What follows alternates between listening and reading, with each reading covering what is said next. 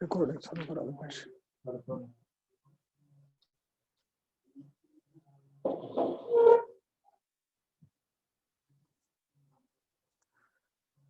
तीन भुवन में सार वीतराग विज्ञानता शिव स्वरूप शिव का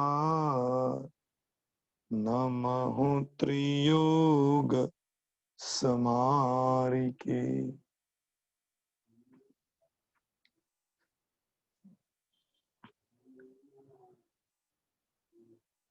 सायंकाल की सभा में प्रतिदिन की भांति हम तीन लोक के बारे में चर्चा कर रहे हैं और तीन लोक में अधोलोक का वर्णन देख रहे हैं। अधोलोक में मुख्यता से नरक गति का वर्णन देख रहे हैं। नरक गति में 7 प्रकार के नरकों की चर्चा हमने की।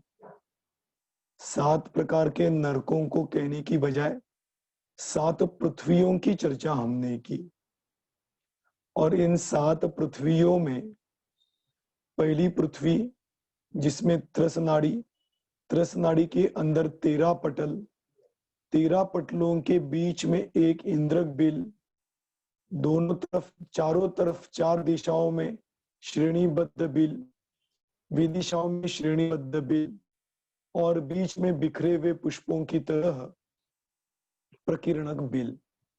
इनकी चर्चा हमने पहले की है। आज हमें चर्चा करनी है वो आगे के नरक के बारे में।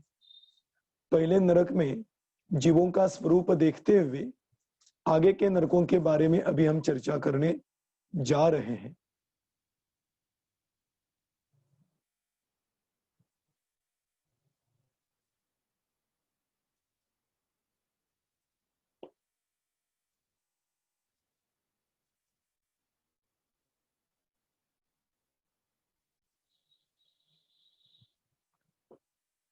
देखिए, ये तीन लोक, इन तीन लोक की चर्चा करते हुए हमने इस पहले नरक की चर्चा की, पहले पृथ्वी की चर्चा की, पृथ्वी के अंदर होने वाले पटलों की चर्चा की, पटलों में होने वाले बिलों की चर्चा की।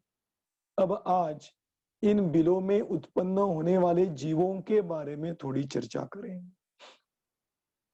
यह जो बिल होते हैं, इस बिल में नरक गति के जीव रहते हैं। उस जन्म स्थान की या उपपाद स्थान की चर्चा अपन सबसे बाद में करने वाले हैं। आज तो इतनी चर्चा करेंगे, इन बिलों में नरक गति के जीव रहते हैं। आपने सुना होगा कि यहाँ पर देवगति के जीव आके भी इनको परेशान करते हैं, दुख देते हैं, लेकिन वास्तव में देवगति के जीव जो कि असुर कुमार जाति के देवों को आपने सुना है, उसकी भी चर्चा अभी अपने को करना है। क्योंकि प्राक चतुर्भ्य तत्पार्थ सूत्र में एक सूत्र में आया है, संक्लिष्टा असुरोदित प्राक चतुर्भ्य, संक्लिष्ट असुरों के द्वारा इन नरकों में प्राक चतुर्भ्य मतलब चतुर्थ नरक के पहले, मतलब 1, 2 और 3, इन 3 नरकों में जीवों को असुरों के द्वारा दुख उत्पन्न किया जाता है। त्रिलोक सार में नारकी जीवों को 4 प्रकार के दुखों की चर्चा की। एक भूमिगत दुख, भूमि मतलब प्राकृतिक दुख, मतलब वहां की गर्मी सर्दी इस प्रकार का। दूसरा शारीरिक दुख, शरीर के द्वारा उत्पन्न होने वाला दुख, मतलब अनेक प्रकार के रोगों के निमित्त से होने वाली पीड़ा, ये हो गया शारीरिक दुख। तीसरा हुआ मानसिक दुख, वहां जो जीव होते हैं वह जीव इन पीड़ा की कल्पना करके पीड़ा को भोगते हुए स्वयं के द्वारा उत्पन्न होने वाले दुख के द्वारा भी और अन्य के निमित्त से होने वाले दुख के द्वारा भी मानसिक पीड़ा से पीड़ित होते हैं। ऐसा मानसिक दुख भी नरक गति में होता है। तो पहले वस्तु स्थिति मतलब प्राकृतिक भूमि, वहां की हवा, वहां की मिट्टी, इस प्रकार का दुख। दूसरा शारीरिक दुख, तीसरा मानसिक दुख, और चौथा असुरों के द्वारा मतलब देवों के द्वारा उत्पन्न किया हुआ दुख। ऐसे 4 प्रकार के दुखों को नारकी जीव निरंतर भोगते हैं। इस प्रकार से तीसरे नरक तक असुर कुमार जाति के जो देव होते हैं, उसमें भी सभी असुर कुमार जाति के जीव दुख नहीं देते। तत्वार्थ श्लोक वार्तिक में इसकी चर्चा आई। संक्लिष्टा असुरोदीरित, इसका वर्णन करते हुए कहा वहां पे, जो असुर जाति के देव, असुर जाति के देव कौन से हैं? भवनवासियों के जो भेद है, उसमें पहला नाम है असुर कुमार जाति के देव। अब वो जो असुर कुमार जाति के देव है, वे उसमें भी उनके भी भेद है। वे सभी 10 प्रकार के भेद उनके गिनाए हैं। जब अपन भवनवासी देवों की चर्चा करेंगे, इनकी चर्चा करेंगे। अभी तो इतने समझना, उसमें भी अम्बरीश कुमार नाम के जो देव होते हैं, वे अम्बरीश कुमार देव यहाँ पे आके जीवों को दुख उत्पन्न करते हैं।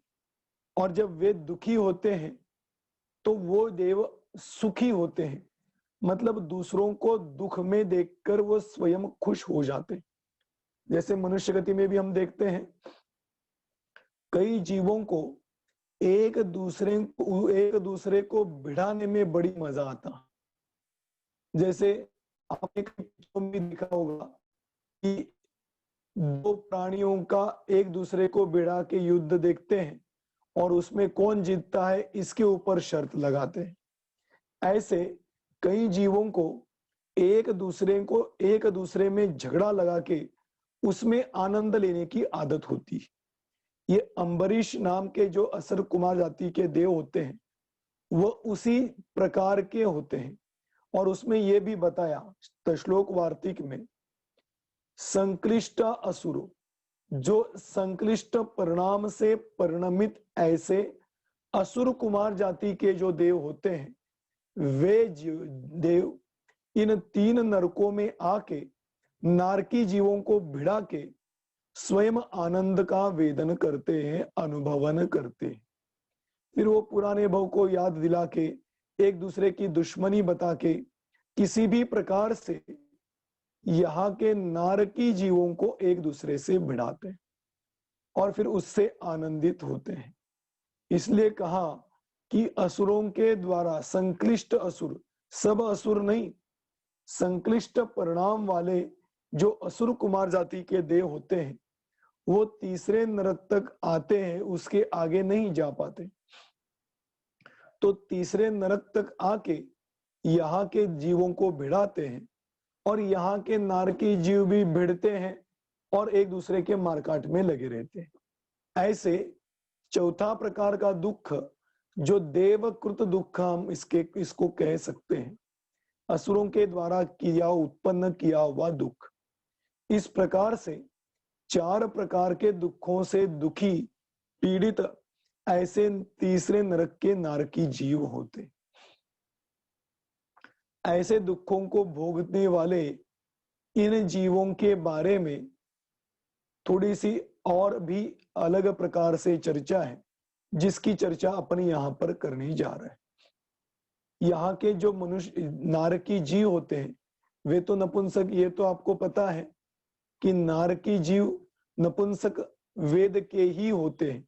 स्त्री वेद और पुरुष वेद यहाँ पर होता नहीं, सिर्फ नपुंसक वेद ही होता है। और यहाँ पे उत्पन्न होने वाले जीव, इनकी ऊंचाई 3 हाथ से लेके 7 धनुष, 3 हाथ और 6 अंगुल इतनी होती है। मतलब पहले नरकों में जो 13 पटल बताए, इन हर एक पटल की अलग अलग थोड़ी थोड़ी बढ़ती हुई ऊंचाई होती।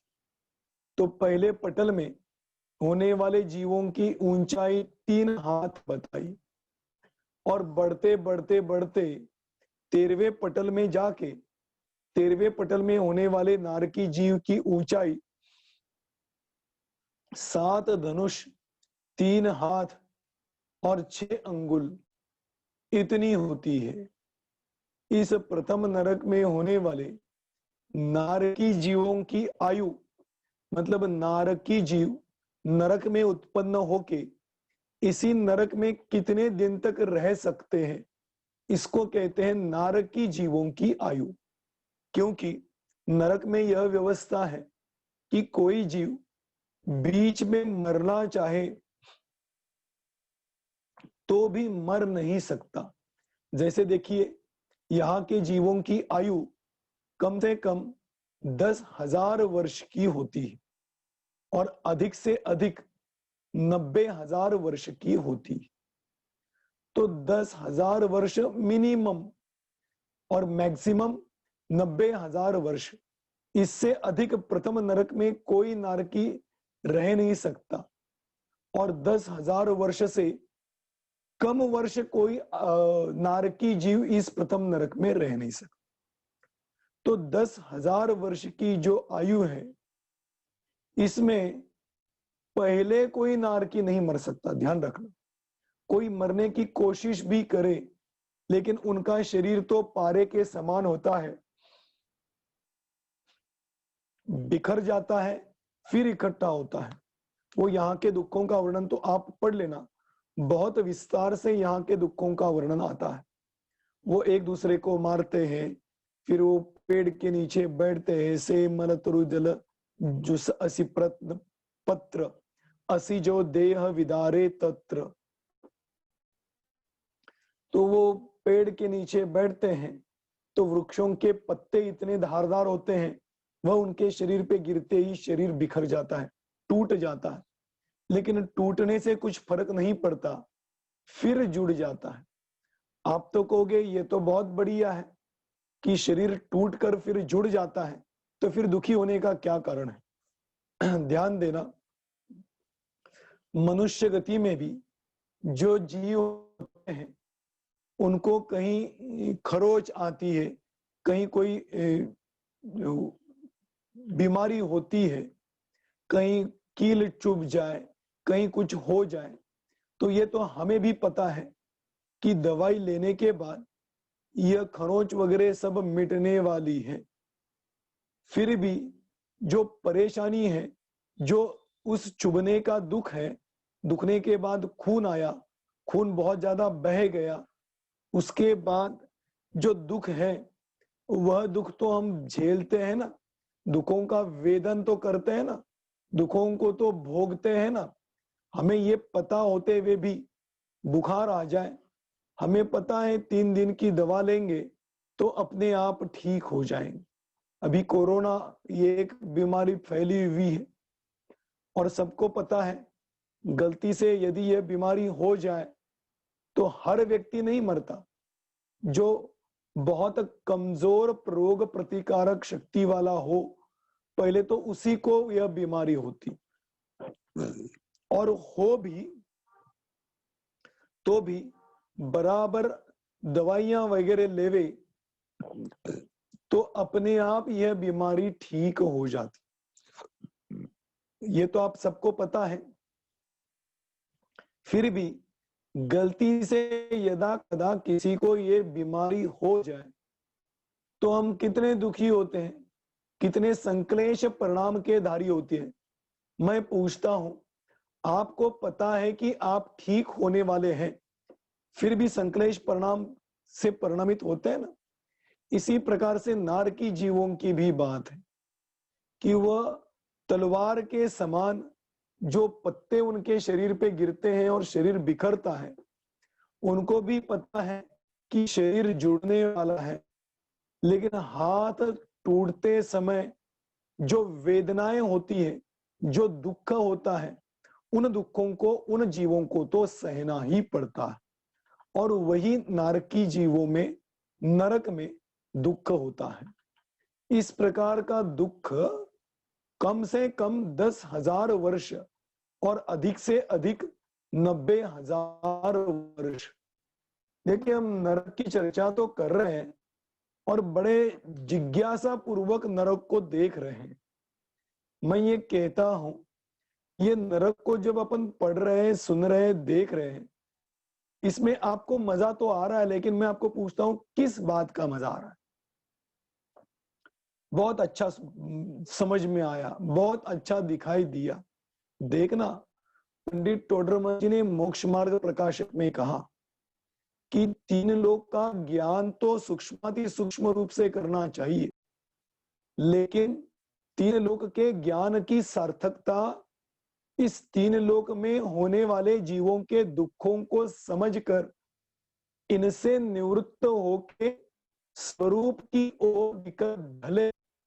वास्तव में इन 3 लोक के ज्ञान की सार्थकता तो इसी है कि पहला नरक ऊंचाई कितनी, चौड़ाई कितनी, उसमें कितने जीव है, किस ऊंचाई वाले हैं, कितनी आयु है, यह सब सुन के पढ़ के हमें ऐसा महसूस होना चाहिए कि हमें इस नरक में नहीं जाना, बल्कि हमें अपनी आत्मा का आश्रय लेकर इस दुख से निवृत्त होना है।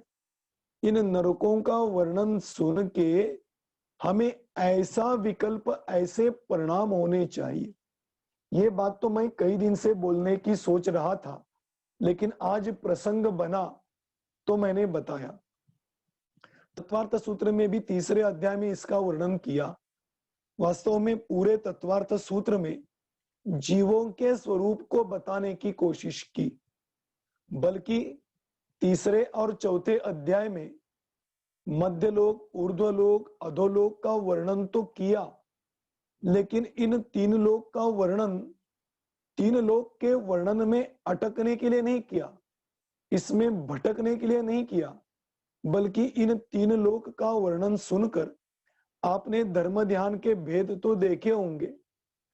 उसमें एक प्रकार का धर्म ध्यान है, वह 3 लोक का चिंतन करने से होता है। तो 3 लोक के चिंतन की बात किस लिए कही? ऐसा नहीं कि अरे ये तो बहुत बड़ा है, यहाँ पे तो बहुत दुख है, चलो इसमें नहीं जाएंगे, दूसरे वाले नरक में जाएं। ऐसे चिंतन की बात नहीं कही, बल्कि 3 लोक का ज्ञान करके उसमें भटकने वाले जीवों के दुखों का वर्णन समझ के इस भटकन से दूर होने का उपाय करना चाहिए। छोटे दादा ने कल या अभी इस अपनी क्लास के बाद जो यहाँ पर महिलाओं के लिए 16 कारण भावनाओं की संगोष्ठी रखी है ना, महिलाओं के लिए नहीं, महिलाओं के द्वारा की हुई सब जीवों के लिए जो यह संगोष्ठी रखी है, उसमें कल दादाजी ने बहुत बढ़िया कहा था। उन्होंने कहा 16 कारण भावना किस लिए भानी चाहिए? तो कहा तीर्थंकर प्रकृति का बंद होने के लिए।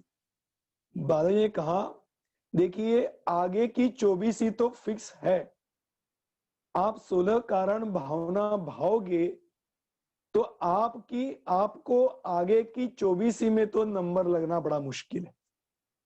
और दूसरी बात, तीर्थंकर बनने की भावना भा रहे हो, इस भाव से तो तीर्थंकर बनने वाले नहीं, अगले भाव से बनेंगे नहीं, कम से कम 2 भाव तो, 3रे भाव में बनोगे मतलब 2 भाव तो जाने पड़ेंगे। और 2 भाव में यदि आप स्वर्ग में चले गए या नरक में चले गए, ऐसा समझ के चलो, तो यहां से कम 10,000 वर्ष और अधिक से अधिक 33,000 सागर,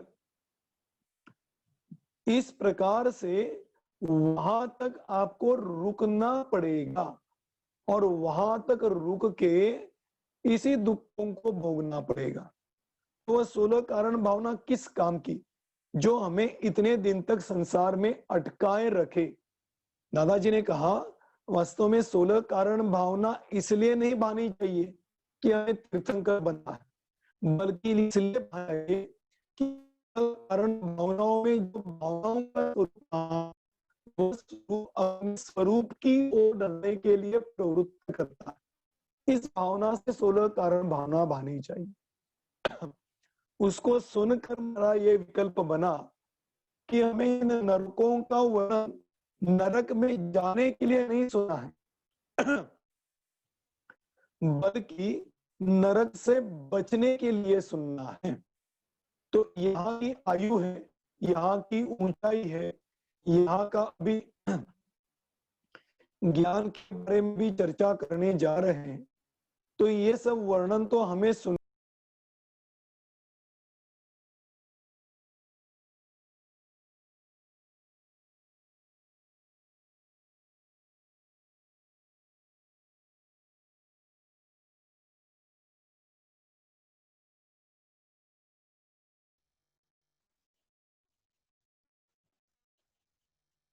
इसी में अटक जाए तो यह समझना कि हम चारों गति में भटक जाएंगे। आया समझ में? तो इस प्रकार से इन नरकों को तो समझना है, लेकिन हमारी बुद्धि, हमारी प्रवृत्ति इनसे छूटकर स्वरूप की ओर ढले, इसके लिए इसका वर्णन सुनना है। आया समझ में? इस उद्देश्य से सुनना है।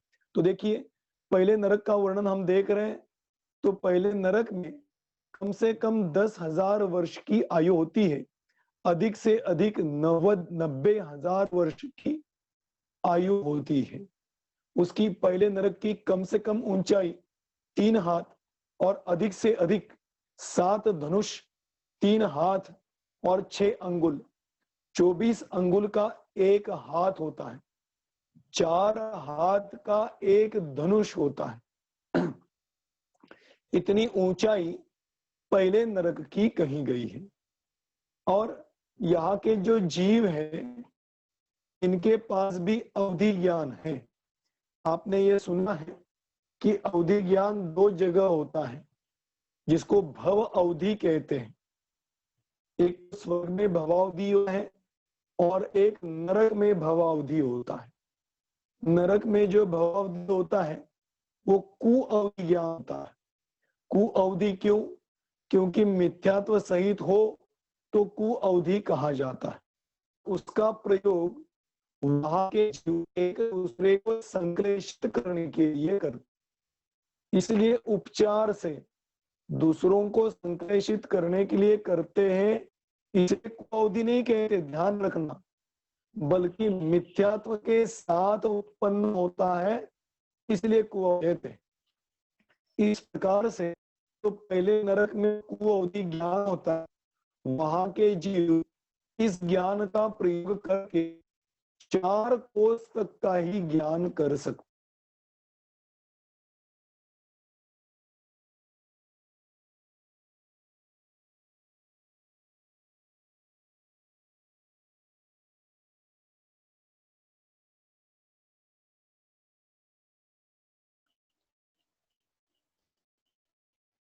चार कोस तक यहाँ के जीव ज्ञान कर सकते हैं। इस प्रकार ये पहले नरक का स्वरूप यहाँ पर बताया गया।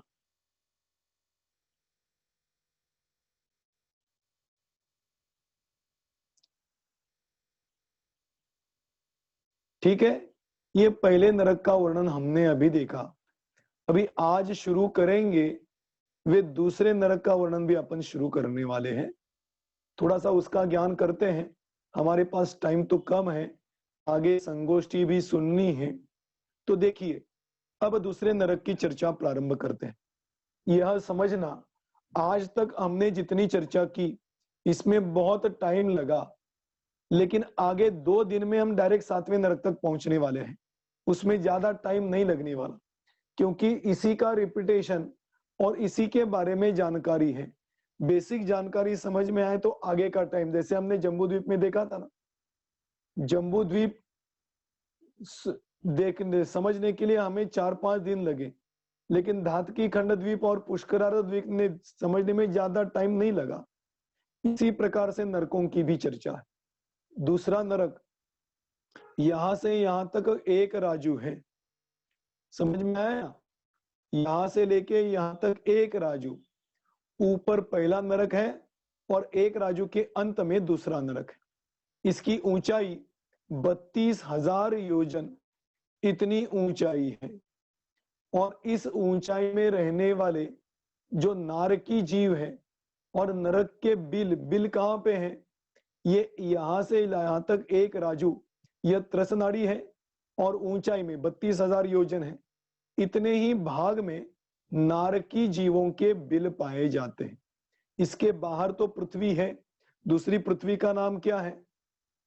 शर्करा प्रभा पृथ्वी। तो यहां से लेके यहां तक शर्करा प्रभा पृथ्वी है, वह वेत्रासन के समान है। लेकिन इस पृथ्वी में एक राजू के अंदर जो प्रमाण है, वहीं पर नारकी जीवों के बिल पाए जाते हैं। और यहाँ पे देखिए, पहले यहाँ के मनुष्यों की आयु और उनकी ऊंचाई देखें और फिर बाद की चर्चा करेंगे। दूसरे नरक में नारकी जीवों की ऊंचाई कम से कम 8 धनुष, 2 हाथ, 2 1/15 अंगुल इतनी ऊंचाई इस दूसरे नरक के पहले पटल में होने वाले जीवों की होती। और अंतिम पटल में 15 धनुष, 2 हाथ और 12 अंगुल इतनी ऊंचाई यह दूसरे नरक के नारकी जीव की होती है। और बीच वाले पटल में कम, थोड़ा थोड़ा थोड़ा थोड़ा बढ़ते हुए ये अंतिम पटल की ऊंचाई हुई। यहाँ के जीव कम से कम एक सागर की आयु लेकर जन्मते हैं, और अधिक से अधिक एक राजू 2/11 सागर, राजू नहीं, एक सागर 2/11 सागर इतनी आयु लेके अधिक से अधिक यहाँ के जीव उत्पन्न होते हैं। इस प्रकार से यह दूसरे नरक में होने वाले नारकी जीवों की ऊंचाई और आयु के बारे में देखा। अभी देखिए, आज दूसरे नरक की चर्चा कर रहे हैं। उसकी ऊंचाई 32,000 योजन है।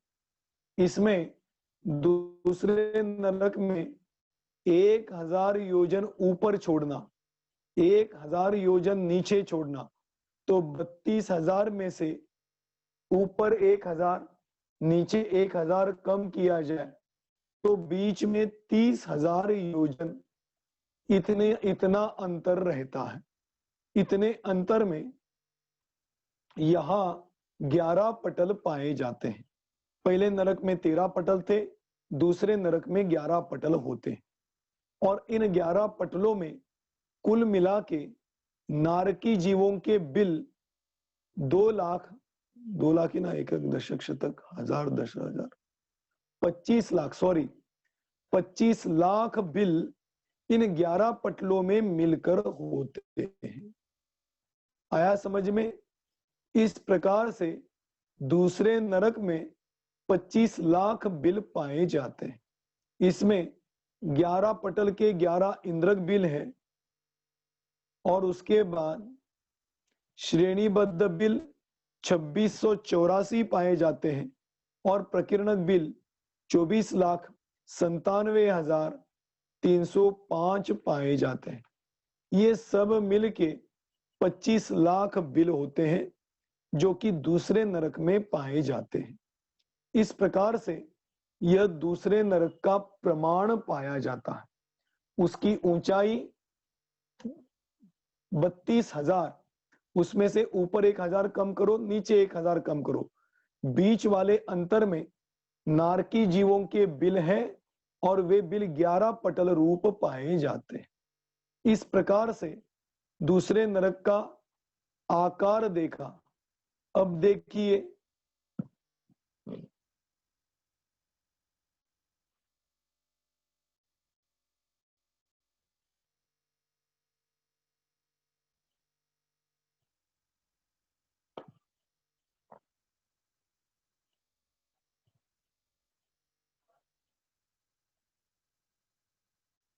ये यहाँ के पटल पाए जाते हैं।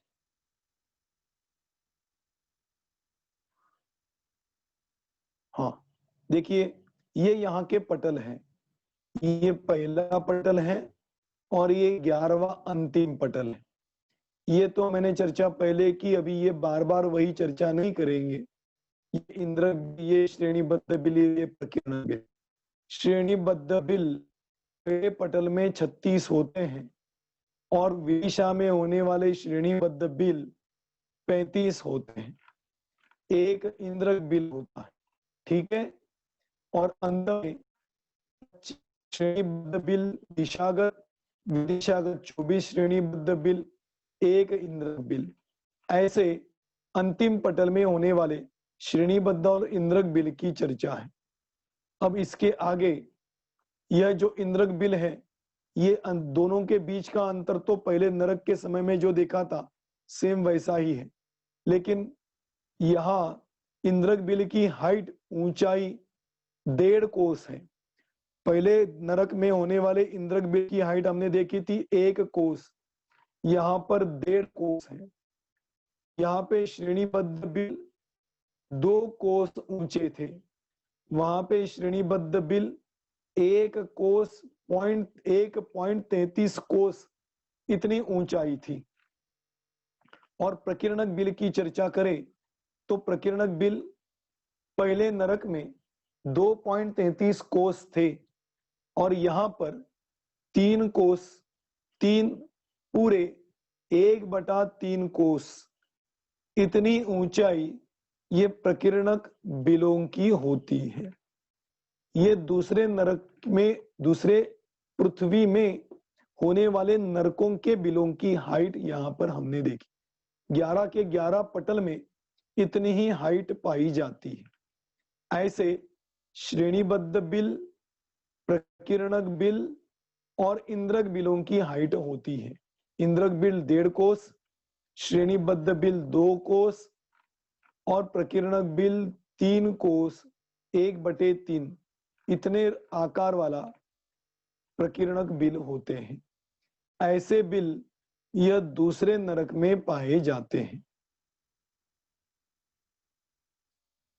अब देखिए, एक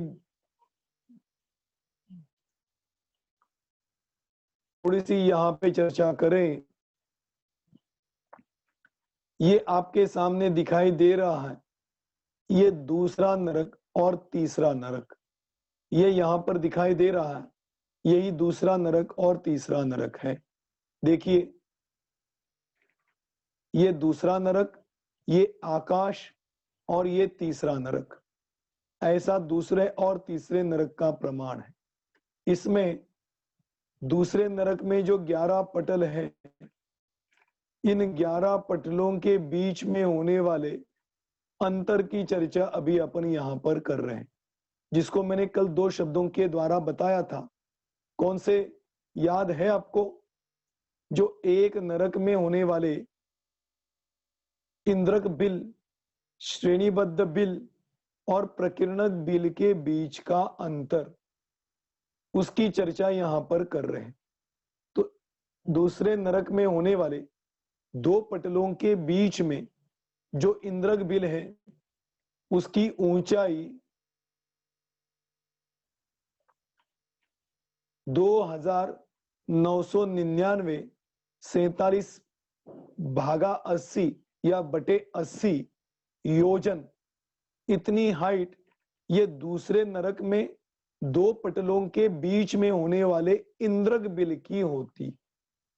श्रेणीबद्ध बिल की चर्चा करें तो 2999 1/20 योजन इतनी ऊंचाई श्रेणीबद्ध बिलों की होती है। और प्रकीर्णक बिलों की चर्चा करें तो 2999 3/80 योजन इतनी हाइट प्रकीर्णक बिल की, प्रकीर्णक बिलों के बीच में होती है। ये एक नरक के अंदर, एक पृथ्वी के अंदर होने वाले 2 पटलों के बीच में इंद्रक बिल, श्रेणीबद्ध बिल और प्रकीर्णक बिलों की चर्चा यहाँ पर की गई। और दूसरे नरक का अंतिम पटल, उसमें होने वाला इंद्रक बिल, इसको दो शब्दों के द्वारा कहा था, आपको याद आया होगा, इसलिए नहीं बताया, फिर भी बता देता हूं। एक ही पृथ्वी में होने वाले अलग अलग पटलों के बीच के अंतर को कहते हैं स्वस्थान अंतर। और एक नरक के बिल, एक नरक की पृथ्वी के पटल से दूसरे नरक के पृथ्वी के बीच में होने वाले अंतर को कहते हैं परस्थान अंतर।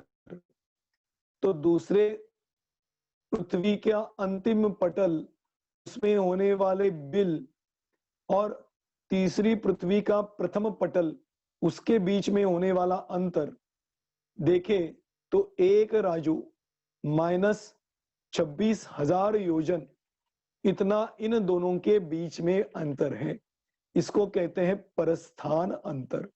ऐसे स्वस्थान और परस्थान अंतर की चर्चा दूसरे नरक की आती है। इस प्रकार से यह दूसरे नरक के स्वरूप हमने यहाँ पर आज देखा। थोड़ी सी चर्चा रह गई है, उसकी चर्चा अभी अपन कल करेंगे। दूसरे नरक की चर्चा करेंगे और बाकी के नरकों की भी चर्चा करेंगे। इस प्रकार से यह दूसरे नरक और नरक में होने वाले जीवों का स्वरूप है। इस स्वरूप को देखकर हमें यह आभास होना चाहिए कि ऐसे नरक में हम जाके आए हैं, ऐसे दुखों को हमने भोगा है, अब मुझे इन दुखों से निवृत्ति प्राप्त करने का उपाय स्वीकारना है। यह विचार करते हुए अब हम यहीं रुकते हैं। अभी किसी के एकाध दूसरे प्रश्न हो तो आप पूछ लीजिए, हमारे पास सिर्फ 3 मिनट है किसी को कोई प्रश्न?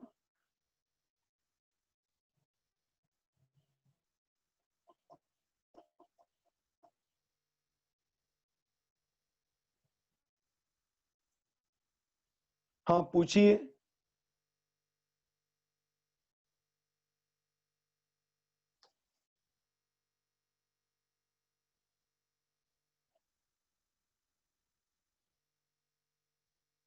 हाँ पूछिए आप।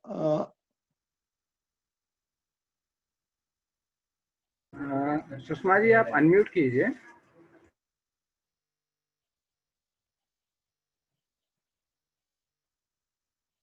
किया अनम्यूट आपने? हाँ पंडित जी, एक बिल में कितने हाँ नारकी जय रहते हैं, इसकी संख्या है क्या? है ना। जो संख्यात योजन विस्तार वाले बिल है उसमें संख्यात नारकी रहते हैं, और जो असंख्यात योजन विस्तार वाले बिल है उसमें असंख्यात नारकी रहते हैं। अच्छा ठीक है, थैंक यू। ठीक है, चलिए। एक ही अच्छी बात है, आज एक को ही प्रश्न उत्पन्न हुआ, बाकी लोग निशंक ज्ञान के धारी बने हुए हैं। अच्छी बात है। चलिए आज अपन यहीं पे रुकते हैं, अपनी यहीं पे विराम लेती है। अच्छा अनुराधा जी, हाँ पूछिए प्रश्न। हाँ अनुराधा जी पूछिए। पंडित जी, जय पंडित जी। जय जिनेन्द्र, बोलिए। हेलो, हाँ क्या क्या मेरी कट आवाज रही आ रही आपकी ना? आवाज? हाँ आ रही, अभी आ रही, अच्छा, बोलिए। हाँ। ये आपने बताए, हाँ हाँ बोलिए। कि नरकों में कुअवधि हाँ ज्ञान होता है, नरकों में कुअवधि ज्ञान होता हाँ है, तो क्या सम्यक दृष्टि जीवों को भी कुअवधि ज्ञान हाँ, होता है? नहीं उनका सुअवधि कहलाता नरकों है। में कुअवधि ज्ञान होता है, सुअवधि हाँ ज्ञान, हाँ, और कुअवधि ज्ञान तो कुअवधि जन्मतः ज्ञान होता होता है, है। हाँ हाँ बोलिए। तो सम्यक दृष्टि जीवों का सुअवधि ज्ञान रहता है। सम्यक दृष्टि जीवों का कौन सा बिल्कुल ना, ज्ञान? क्योंकि सुअवधि होगा ना, क्योंकि उसका प्रयोग, अवधि ज्ञान का प्रयोग सम्यक्त्व पूर्वक है ना। सम्यक्त्व पूर्वक होने वाले अवधि ज्ञान को सुअवधि जी, कहते हैं, और मिथ्यात्व पूर्वक होने वाले अवधि ज्ञान को कुअवधि कहते हैं। ठीक है। हाँ चलिए, अभी अपन यहीं रुकते हैं, अपना टाइम भी हो गया, अगले कार्यक्रम का समय भी हो चुका है। जय बोलो महावीर भगवान की जय।